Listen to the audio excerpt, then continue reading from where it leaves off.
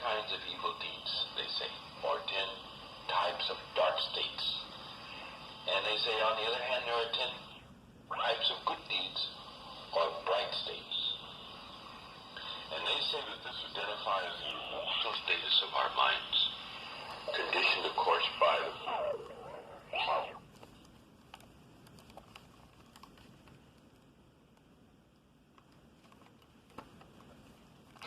that each of us has to carry on our back from past lives. And also determined a lot, conditioned a lot by our determination and by our effort and by our devotion.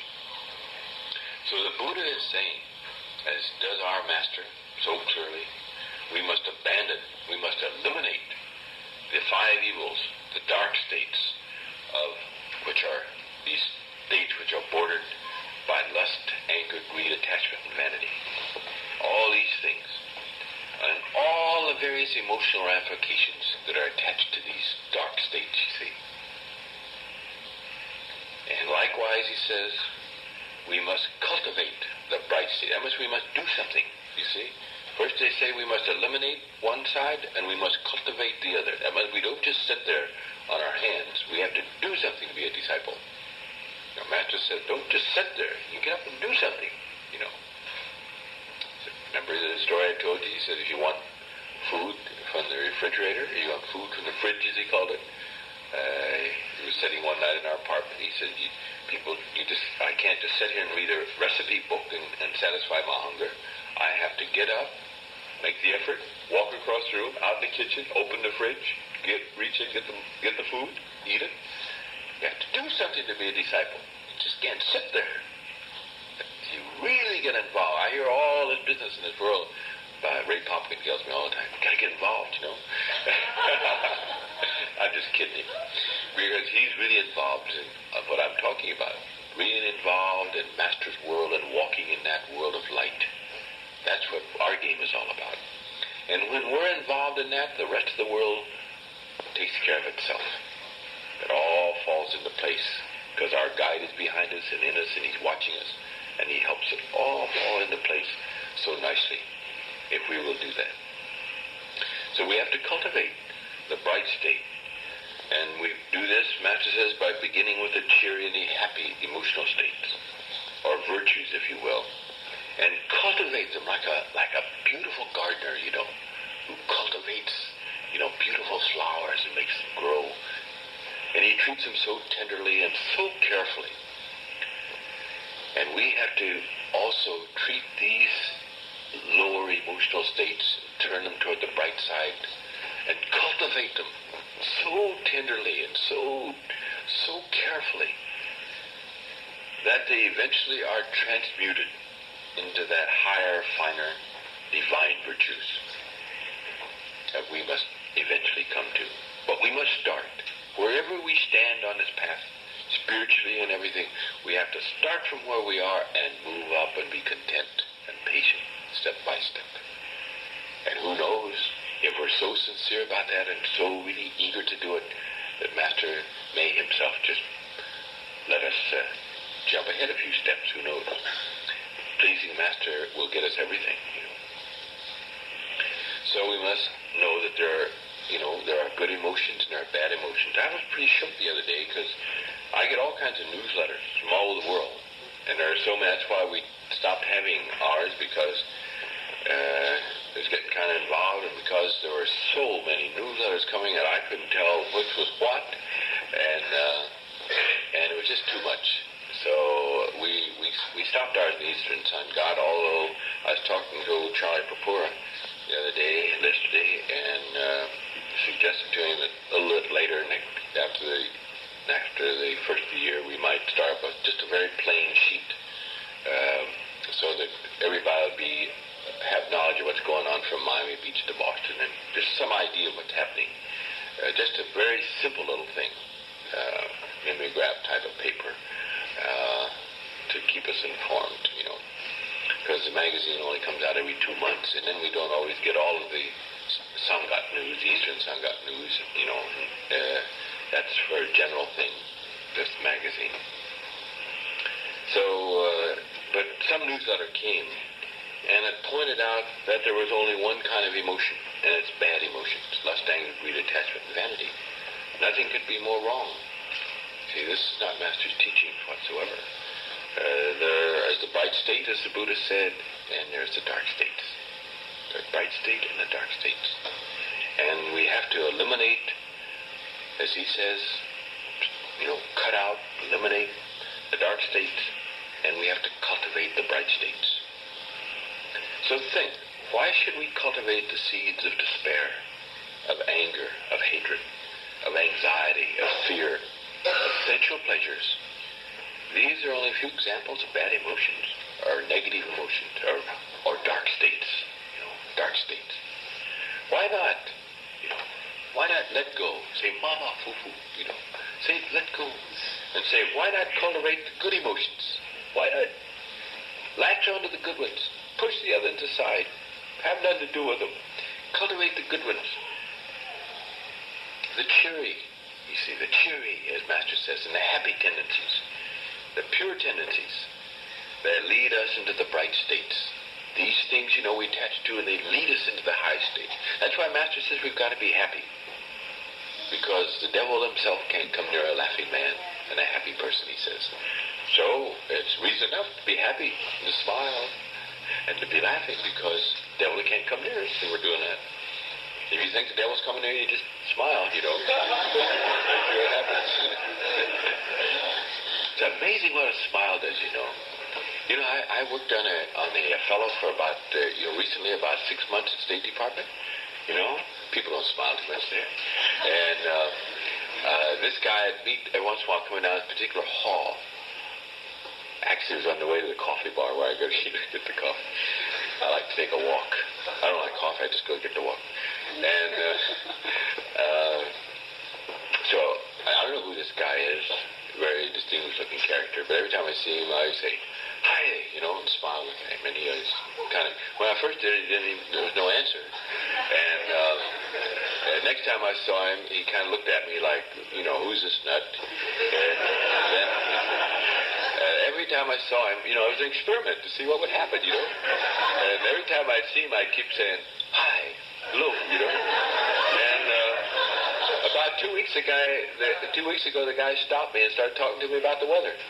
And was smiling, was happy, and now he's like an old friend. I don't even know who he is. He doesn't know who I am. It's amazing, you try out these things, Don't talk about it, just try them out. You see people who won't give, and just keep smiling at them and see what happens. It's amazing what can happen. So we should cultivate these good emotions, these bright and cheery states. Master once called them happy seeds. I like that. It was in another way of saying, he added in another context. But, these are happy seeds, and these are ours for the asking. And Master has a supply of these happy seeds that will never run out. So, get yourself a supply of happy. You already have a supply of happy seeds. Use them. Don't use the unhappy seeds. Put them aside. Use the happy seeds, you see. So we should help each other in cultivating the happy and the pure emotions. The happy seeds, Master Jagat Singh once said that love is an emotion on this plane. Not on the next plane, it's no emotion. But, when we start on this plane, it's an emotion, he said. So you have to distinguish between love on this plane and the divine love. Different things. But Master Jagat Singh said love is an emotion on this plane. Hate is an emotion. Anyone capable of great hate is also capable of great love. It is only the indifferent ones who are difficult to reach, he said, because of their lack of reaction. So the greatest sin in the world is not to hate, it's to be indifferent. Indifference is a deadly thing. And don't be indifferent. You have to have this capacity, this fire in you, you see. You've got to be red hot to be a great disciple. You can't be lukewarm. You can't be cold in this path. You've got to be red hot to make progress. And that's what he's talking about.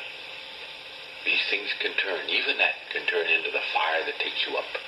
See, Master once said that there's a very thin line between hate and love. He's put out his hands. The line is very thin between hate and love. Do you ever see husband and wife who really love each other and how often they always think they hate each other? Because the love is so intense that often it turns into almost like a hate. You know, it's really a fantastic thing. Such a small line between love and hate. And it's such a thing about in karma and reincarnation, because, you know, people think that you only come back to those, you know, and you're reborn and you come back to those people you love. Oh, no. Oh, there's a great hate. You hate somebody so much that person comes back to you as your child, and the next time you come back as its child or some very close association, you see? Or you get some doctor who really gives you the treatment, you know, for no reason at all. Or, you know, hate brings people together in reincarnation as much as love. So, boy, that's a good reason for loving, I can tell you. So, as students, you know, all of us are students in this College of Practical Mysticism. It's therefore our responsibility, our duty, to cultivate the bright states, to eliminate the dark states. Get a supply and increase the supply of happy seeds. And this dark state we're talking about, the Buddha talked about, our Master mentions in other ways, includes this ugly sickness of indifference. Don't let anybody be indifferent. If you see people indifferent around you, try to help them to catch on fire. How is this done? There's a formula. You want to know a formula? I give you a formula. Master will give you a formula. Because here it is. There's an absolute formula for everything we want to do in our books. Now, this is from the three masters, and it was from Master Sawan Singh, a satsang given some 20, 30 years ago, related in this book. And he's relating an ancient story. And this story is all about the Lord, and he's talking to one of his devotees. And this devotee is a true lover, see. So he's talking to his true lover. And the Lord is talking to him. And Master Sawan Singh is saying that the Lord is saying to his devotee, I know of only one relationship, and that is devotion. In other words, the Lord said, those who have no devotion to me, who, howsoever rich, wise, or socially high they may be, are just like clouds without water. What an empty thing that is. Devotion to me, continued the Lord, is of 9 kinds. And then he proceeds to list the 9 ingredients that must be mixed into the life of every sincere devotee on this path. 9 simple ingredients. Maybe not so simple, so I'll tell you the good news first, and then I'll end by telling you, I'll give you the bad news, first, and then I'll end by telling you the good news, which will make you all skip out of here happy and go home and do all these. It's getting later. So I'll go through the 9 ingredients, which will only take 2 more hours. And then,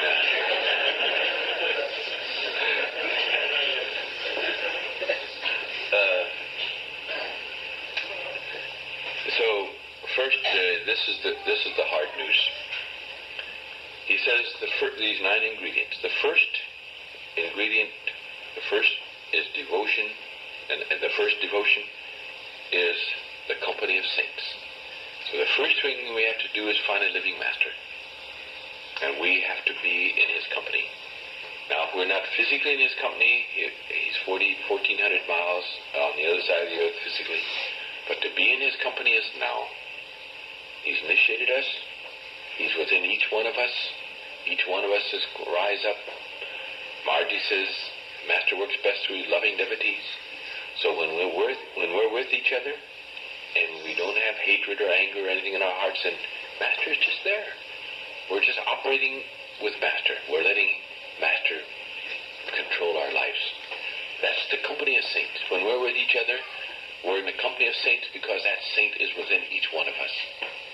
So don't, please, when you read these kind of things, feel that you have to absolutely absolutely rush off and you can't get a letter saying, yeah, you can come to the dare. I've talked to several people who are very downhearted because they got letters to say that they couldn't. That's no problem. Don't bother about that. Master says if you haven't seen the Master physically, it doesn't make any difference. You can still see him. All you have to do is work just a little bit harder than those who've seen him physically. And you can see him here, and you have the technique of knowing whether it's the right or the wrong Lord that you're seeing inside, whether you're being deceived by the Satan or whether it's the true Lord. And each disciple gets that great test and that power at the time of initiation. And it is a power. So the company of saints, that means we should be together as much as possible, and we should meditate as much as possible. Because when we meditate, we're in the company of saints. And when we meditate, we draw good spiritual vibrations. The Master says in Divine Light, I think it's Divine Light, Divine Light, I guess, that when we meditate and we say the names, that we're not only breaking the rigidity of the mind and inculcating obedience in ourselves by doing our meditation, as he tells us, but we're also creating spiritual vibrations that will lead us and take us to those higher regions where the Lord resides, where the saints reside. So we can set in our path. But we make it easier by coming together in satsang, by having a family day like we did yesterday. I want to thank you for it, by the way. All of you folks, maybe you weren't all here yesterday. It was such a beautiful day. When lovers come together, Master says satsang is nothing more than when lovers come together, lovers of the Lord. And that's satsang. If we don't try to be lovers, forget it. We're not in satsang. We're not in the company of saints. Same as we sit down on our pad in meditation. We do a meditation. If we're not trying to be loving at that time and clear our hearts of any indifference, negative emotions, negative bad thoughts, any malice or hatred or anything, then of course we can't join the company of saints. Only join the company of saints when we're loving and have those happy seeds that we're spreading all around, you see. Then we can be in the company of saints. I know one thing. I've been with Master a few times, but if I can't be with him, I've told you before, then I want to be with you. I want to look at you, because when I see you, I see Master. Because you're loving. When you're loving, then there's the Lord, you see. It's really something quite beautiful. You know, our Master got the Gadi, the mantle of discipleship, just 23 years ago today. It was November 10th of 1951. Was it November 10th? Is it the 10th? Oh, that was yesterday. Well, it was 23 years ago in one day. Was it November 10th when he got it? Yeah, I think it's November 10th.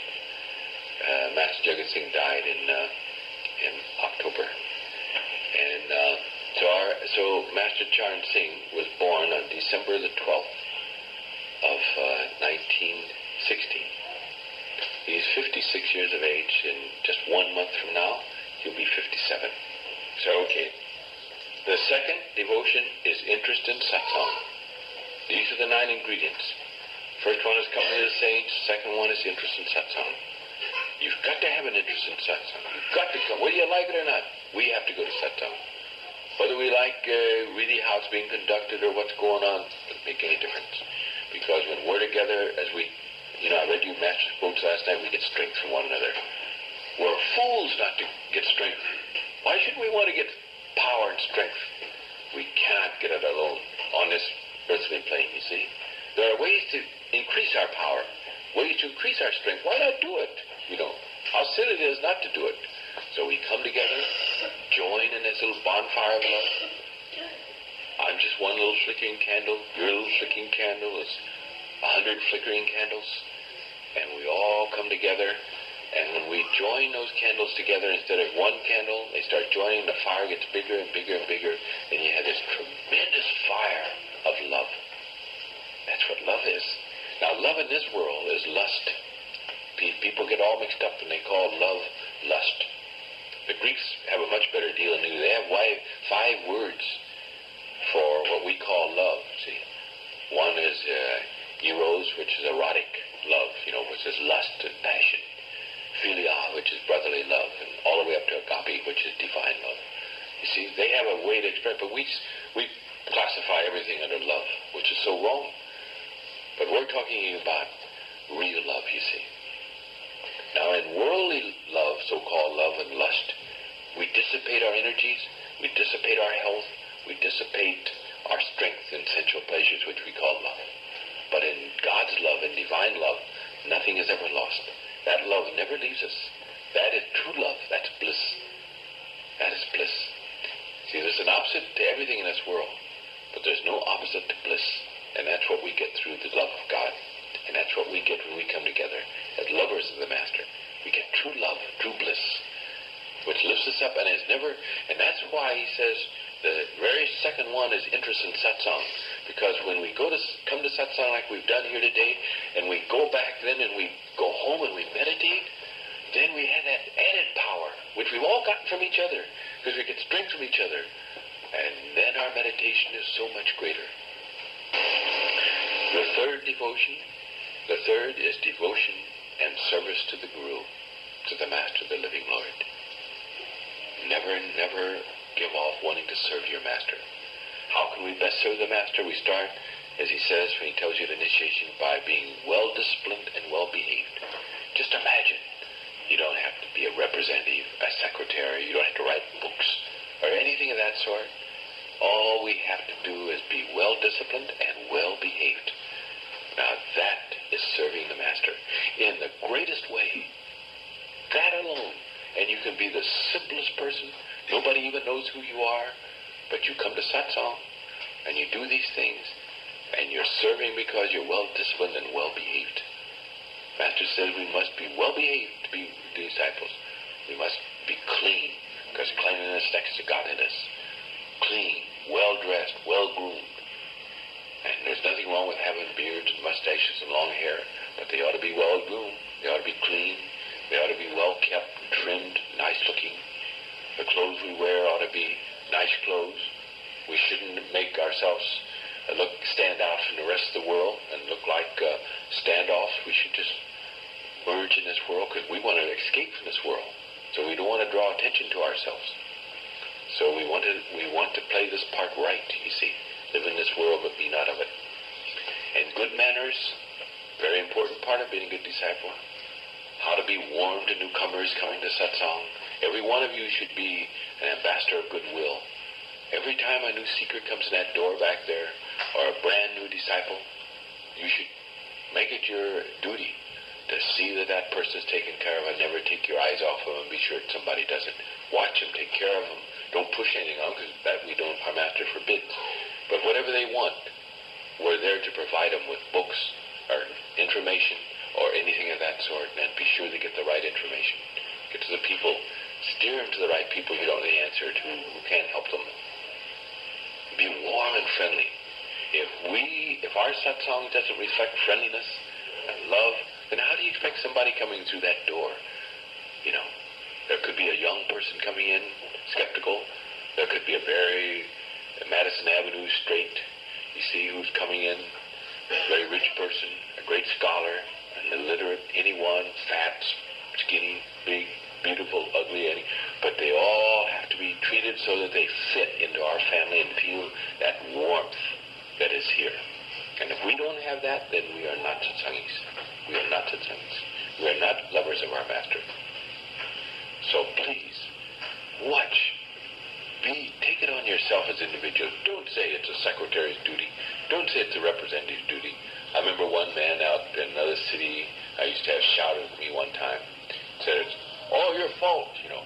But all these ill-dressed people are coming into satsang and all that sort of thing.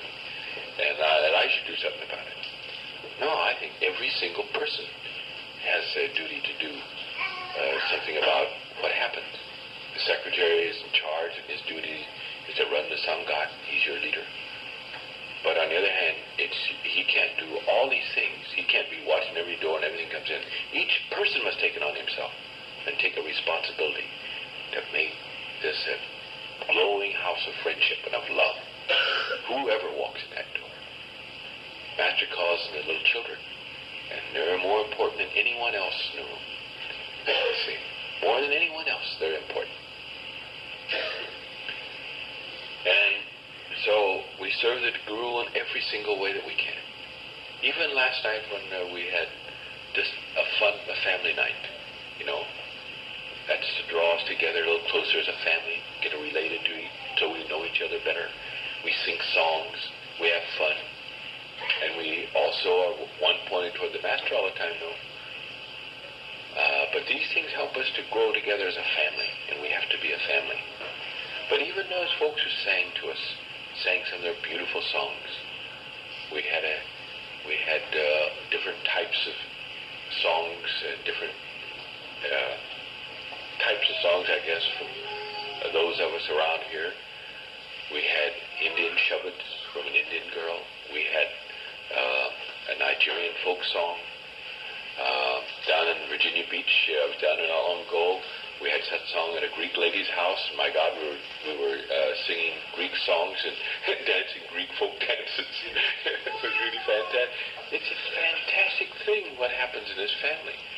How different creeds, different religions, from different religious backgrounds, different creeds, different races, different nationalities, different statuses in life, can come together just like one family.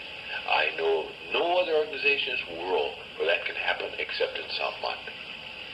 Everybody always goes to their own particular cliques and their professional groups and so on. But in Sammat, we're from every branch of life, every profession, every single thing in the world is represented in Sammat. Every religion, every profession, everything. And yet, it's just like one to us. It makes no difference. We're just brothers and sisters. And we have the same love.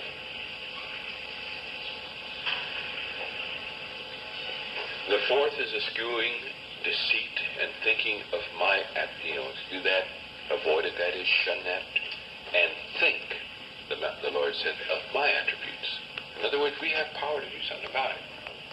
He says we can shun these things, we can avoid, we can escape the bad things, and we can think of Him. Every time an evil thought comes in our mind, a wayward thought, a negative thought, how do we do it? We think of Master, we think of His attributes. We think of the Lord, we think of His attributes. We think how happy He is, how beautiful He is, how cheerful He is, all His great qualities. You see, anytime any of the lust, anger, greed, attachment, and vanity, these terrible sicknesses start creeping on us, the antidote is the opposite. We always concentrate then on the opposite side, and we can do our Simran, and we can do away with those. And you all know the opposite of lust is continence. The opposite of anger is forgiveness. The opposite of greed is contentment. Every satsangi should be so content. We should just be so happy. We should always just be let go. You know. The opposite of attachment is discrimination and detachment, of course. And the opposite of vanity or ego is humility, meekness, discernment, love. Those are the things. They're beautiful.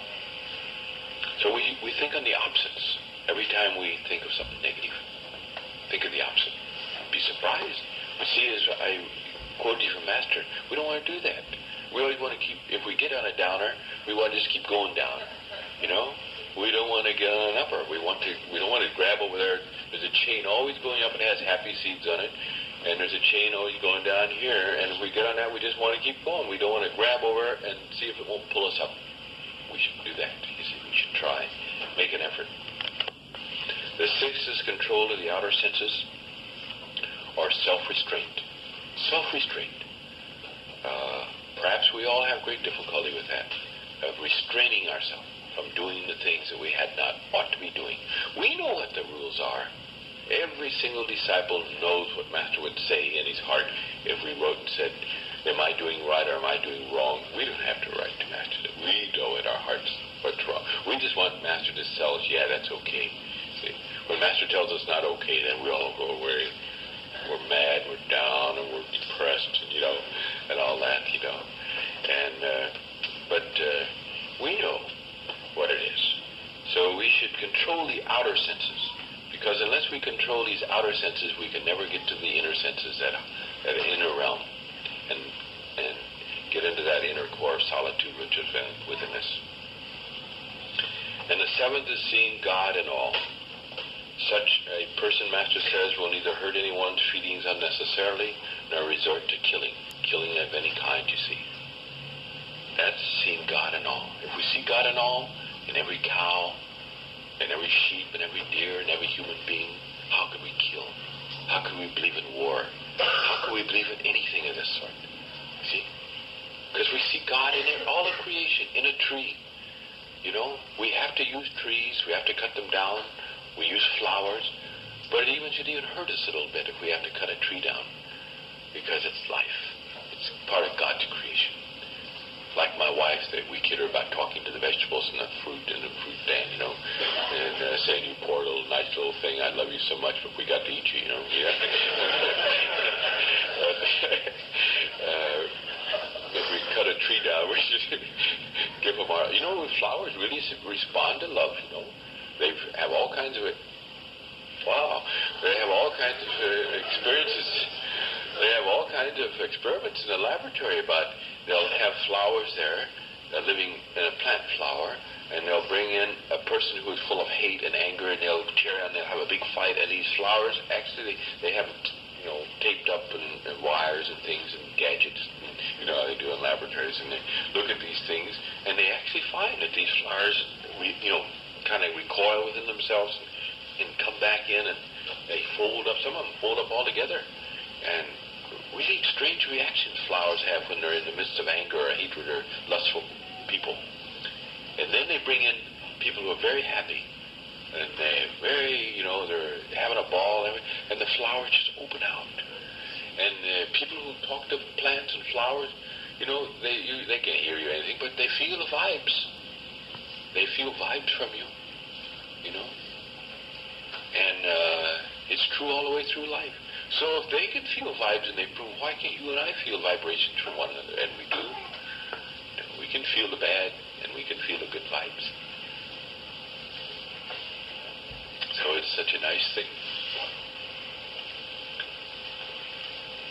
I was just looking at the Nadolskis just at this moment, and I just can't help but think. I always get so homesick when I see people that, you know, look so happy and they're just about ready to take off in Dara.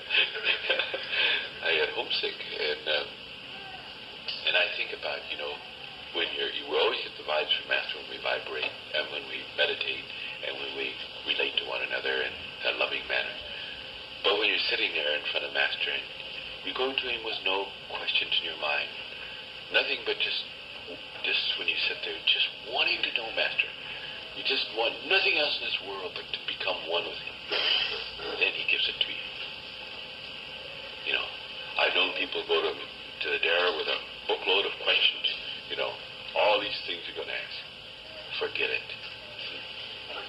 I just go to him and just stare in his eyes every time you get a chance.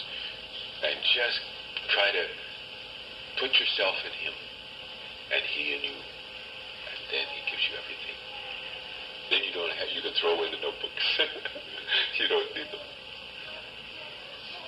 So I know you're going to have a happy time with Dara. That's nice. When's Claire Wattenberg coming back, Fred? The next Friday? Gee, I'm sorry we missed her. Because I was hoping last night, you know, we'd get her up here to tell us about it, and I'm going to miss that. So you guys, be sure you get Claire up here, Fred, to tell her about experiences. Yeah, such a nice thing to hear. When they come back and they have that glow, you know, when the Nadolskis come back, you know, grab them quick and get them up.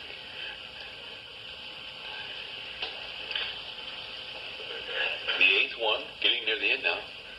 Hold on. The eighth is considering the saints to be higher than me. Does that sound strange? Oh, because we don't think anybody's bigger than ourselves. In this world plane, you know, we have such I-ness that we think that nobody's greater than ourselves, you know. And that's why no one wants to accept a master, a living saint. If you accept a Buddha, a Christ, an Abraham, or a Kabir, and Guru Nanak, then you don't have to worry about it because he's gone, and you don't have to worry much about you accepting somebody greater than yourself. But if he's living here with you, then you've got to say, you've got to come to in your head, yes, I've studied all of this thing as intellectually as far as I can go, and right. He's greater than I am. When we come to that part of submission, then we're able to accept that man as our living guide and master. Then we're able to find out and go forward even to further submission and to find that God within us. So it's not strange that he threw in here as one of these ingredients to know God, that we have to consider saints to be higher than me, he says. And the ninth and last is dealing with everyone without deceit or cunning, and to have faith in me so as to go beyond all pleasure and pain. So faith in him, you see, if we have deceit and cunning, we have to be very careful, because sometimes we think that we're right on, we're red-hot disciples, we think, and maybe we're not. Maybe we haven't investigated inside of ourselves enough, took a real fix inside. That we should do every day, maybe every hour, to find out where we stand. And it's not a very pleasant thing to do, because we see ourselves as we are, and it scares us to death. But as we keep doing it, it gets easier. It's easier and easier.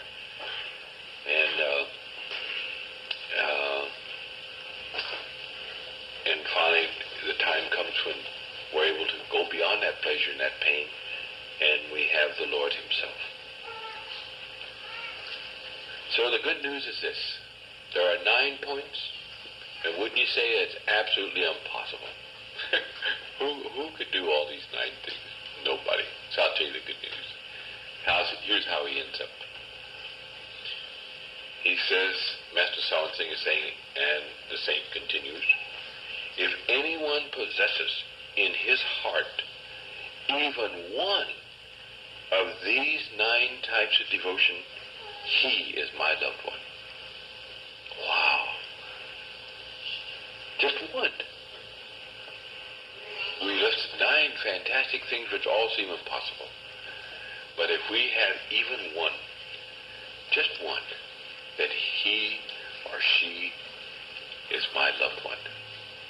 Isn't that beautiful? That's the good news. But we might be tempted to say, oh, I've got it made. I'm a wizard number 2, or number 8, number 5.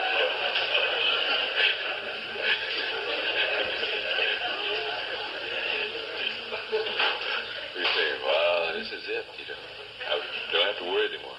But we better be very careful. Take that easy, even with that one.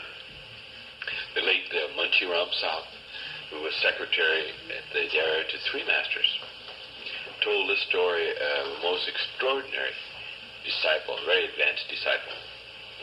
And he'd been aroused about, and he's a great big fellow. He was a mechanic. He was he was a character, and very tough and everything, and a scorner of the master. And he finally decided that Master Sawan Singh was so great that this man who was a scorner and a roustabout and everything just submitted, and he became a lover and a great disciple. See, and this man went to the Dara and he never left again. Never left unless he went on a trip with the master, on some trip to some city for satsang. It's the only time he would go and get him outside that gate. You see. So one day, it happened that this very unusual man, his name was Shadi, you see. This Shadi, you hear so many stories about this guy. He was so wonderful. But Munshi Ram was telling this particular story, and it so happened that Shadi stayed for a while, lived in the same room with the Dara, with Shadi. They shared the same room. They were sleeping in the same room. And so Shadi got up one afternoon from an afternoon nap, and Munshi Ram was there, and he said to Shadi, quote, he says, look, man, he says, you daily go to the inner spiritual regions. Do bring from there something for me. That's what he said to Shadi. So Shadi shook his head, He said, far from being able to get you anything, I was in trouble there myself last night. He said, when I went there last night in my meditation, I received a summons to explain a particular action of mine. replied, he said, that such karmas or deeds are normally committed by everybody down here, this earth plane. And I asked for a pardon. And then he said, finally, that summons was revoked. And they let me go. It was okay. He said, how can I bring something back from you? When it was a very simple thing, and I had to answer for it. See, he's telling Munshi Ramchal. Now, just imagine, if even the most minor of our deeds have to be accounted for, what will be the fate of those of us who have committed heinous sins? What will happen to us, you see? And what will be our fate after death if we don't have the means of accounting for the simplest of our deeds, which you and I do, you see? We have the means to do something about it. Maulana Ram says, every particle proclaims good and bad deeds of men. That just emperor, that is the God, you see, never punishes anyone unjustly. Okay, so these are the 9 ingredients of devotion. And they're really worth our consideration, something to think about. And all of them take us right back to the theme that I established and wanted to talk about today, which I took from the Psalm 36, verse 9. That with thee is the well of life, and in thy light shall we see light. You see how really beautiful it is and how needed it is. How priceless is the well in the middle of a desert to a thirsty man.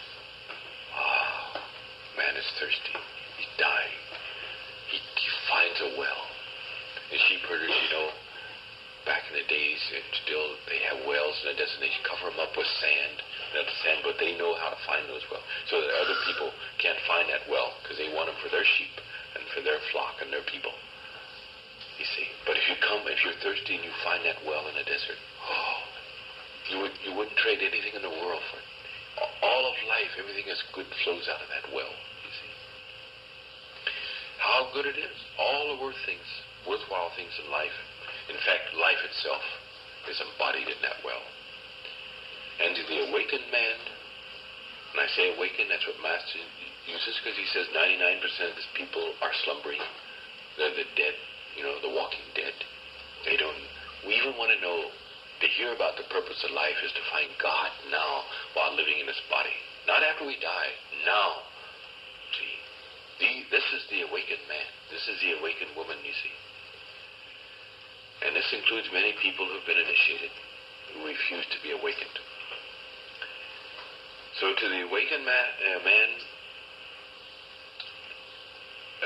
we find that the living Master Charan said today, is that well of life.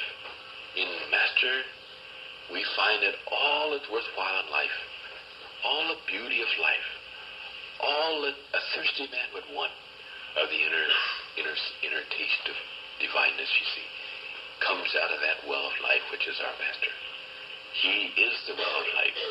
And the only way we can find that God within is to walk in His light. And that we can do. Radha Swami. Thank you very much.